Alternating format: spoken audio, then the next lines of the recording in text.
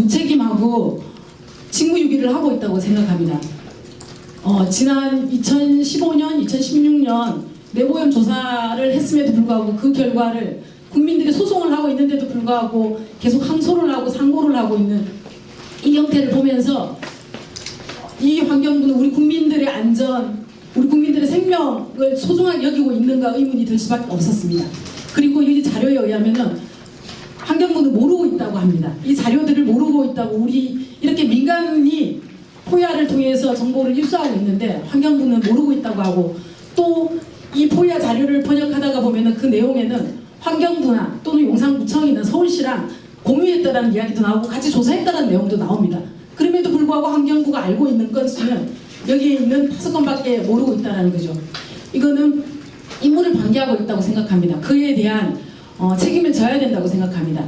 두 번째로는 기지 내부 오염원 및 처리에 대한 정보를 낱낱이 공개해야 된다고 봅니다. 이 포야 자료에 의하면은 녹사평 2001년도에 벌어졌던 녹사평 사건에 대해서는 알 수가 없습니다. 하지만 제가 추정하기에, 그리고 주장하기에, 이거는 나중에 확인을 해봐야 될 것 같습니다. 하지만 2001년도에 벌어졌던 휘발유가 바깥에서 발견됐던 그 사건이 이 자료에는 없단 말이죠. 그 사건이 제가 보기에는 1998년도 그 주유소에서 2000갤런이 휘발유가 쏟아지는 사건이 있었습니다. 여러분들이 지금 자료에 보시면은, 그 지도에 보시면은 아시겠지만 2000갤런 그 사건하고 연관관계가 있는 게 아니냐.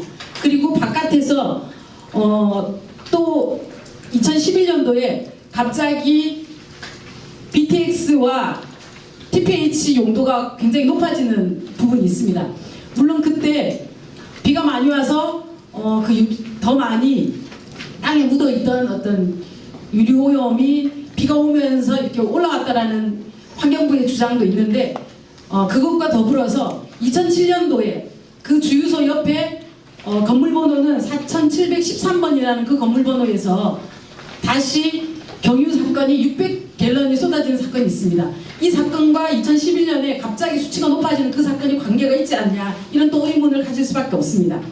그리고 캠프김 사건도 마찬가지입니다. 이 자료에 의하면은 500갤런에 2005년도에 벌어진 500갤런에 쏟아지는 사건이 있는데, 그 사건으로만은 저는 해답이 나오지 않습니다. 왜냐하면은 이 자료에 보시면은 캠프김을 여태까지 서울시가 조사하고 있을 때 보면은 BTX 휘발유 사건 또한 TPH는 보통 경유나 등유나 JPG8에서 나오는 거라면은 BTX는 휘발유에서 많이 나온다고 합니다. 그러면 이 휘발유에서 많이 나는 이 성분도 여기에서 발견되고 있기 때문입니다. 그래서 지금 캠프김에서 발견되고 있는 오염은 캠프김에서 500갤런 쏟아진 사건 말고도 다른 사건과도 연관관계가 있지 않나, 이렇게 의문을 표할 수밖에 없습니다.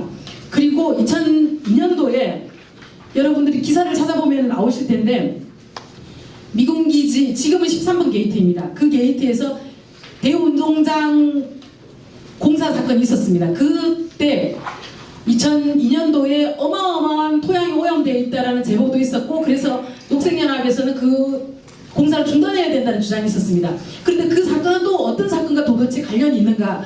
거기에서 저희가 의문을 갖는 것은 97년도에 벌어졌던 가장 큰 사건이라고 보는 7000갤런이 넘는 오염 유류가 방출됐던 그 사건과 관련이 있지 않냐, 이렇게 또 보여집니다.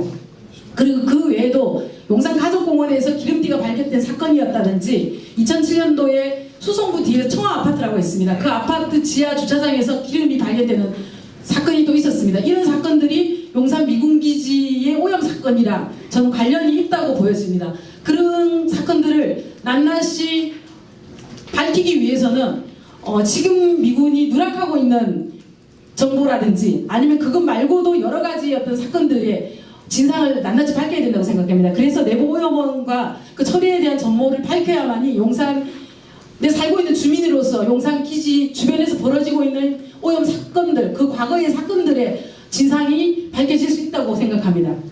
세 번째로는 용산 미군기지 내부에 대한 조사를 전면적으로 해야 되는데, 이 조사에 그냥 한미당국에만 맡겨둘 수가 없습니다. 민간과 서울시가 참여해야 된다고 봅니다. 그동안 2015년, 16년 해왔지만 지금도 공개되고 있지 않고 소송을 하고 있음에도 2년 동안 공개되고 있지 않고 그동안 얼마나 또 오염이 번졌는지 확산되었는지 모릅니다. 하루빨리 이 문제를 해결하기 위해서는 민간과 서울시가 참여해야만이 투명하게 조사하고 공개할 수 있다고 생각합니다.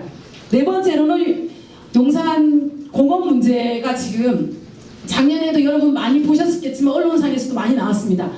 국토부에서 여러 가지 용산공원 계획과 관련돼서 발표했었고 서울시도 그거에 대한 발표를 했었습니다. 그리고 용산에서 용산구청과 진양의원 등등 여러 단체들도 만들었습니다. 용산공원을 제대로 조성하자라는 의미로. 하지만 이 용산공원 조성이 어떤 의미가 있습니까? 이렇게 많은 오염이 되어 있는 이 땅에 생태공원이라는 말이 어울리기는 합니까? 제대로 만들어지려면은 지금 우리는 모두가 집중해서 이 용산공원을 만들기 전에 오염 문제를 해결하고 넘어가야 합니다.